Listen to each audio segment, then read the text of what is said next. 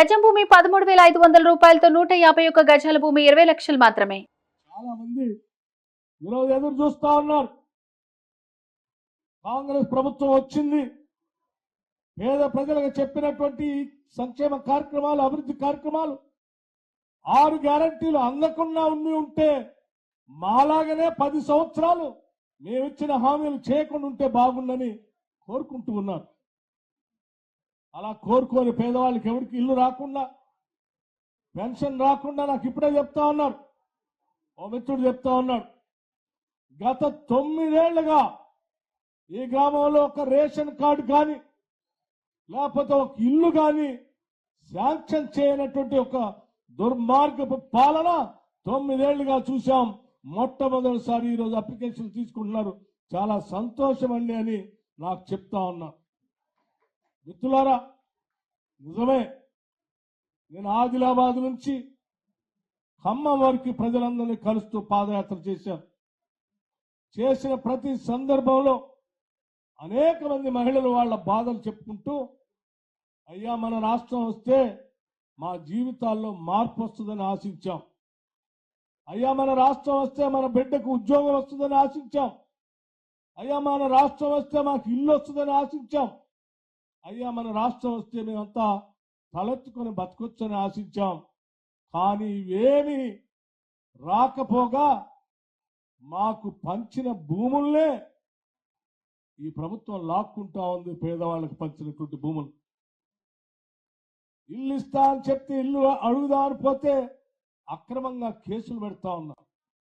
ఉద్యోగం రాలేదని అడిగితే తప్పుడు కేసులు పెడతా ఉన్నారు, వేధిస్తా ఉన్నారు, ఇబ్బంది పెడతా ఉన్నారు.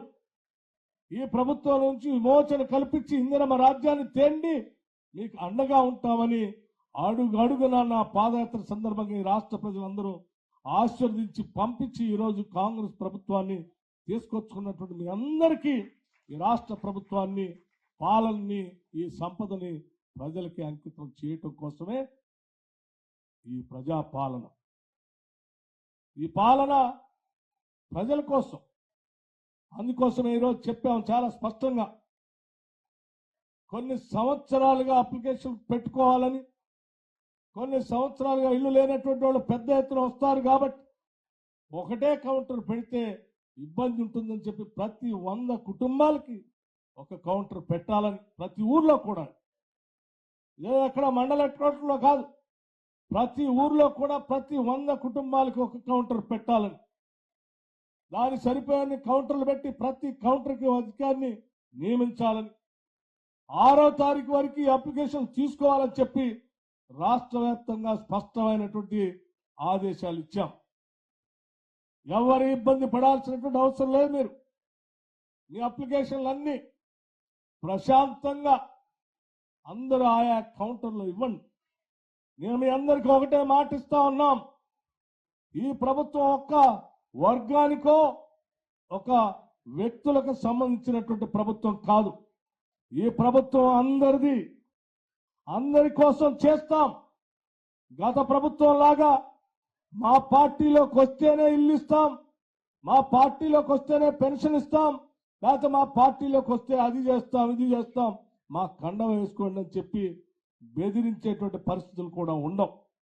ఇది అన్ని వర్గాలకి అర్హత కలిగినటువంటి అందరూ అప్లికేషన్లు పెట్టుకోవచ్చు. ఏ పార్టీకి సంబంధించినటువంటి వాళ్ళైనా, అది కాంగ్రెస్ వాళ్ళు కావచ్చు, టీఆర్ఎస్ వాళ్ళు కావచ్చు, బీజేపీ వాళ్ళు కావచ్చు, సిపిఎం వాళ్ళు కావచ్చు, సిపిఐ వాళ్ళు కావచ్చు, ఏ రాజకీయ పార్టీకి సంబంధించినటువంటి వాళ్ళైనా ఈ రాష్ట్ర బిడ్డలైతే చాలు, ఈ రాష్ట్ర కుటుంబం అయితే చాలు, తప్పనిసరిగా వాళ్ళందరికీ అందించే కార్యక్రమాన్ని కూడా చేయబోతా ఉన్నాం.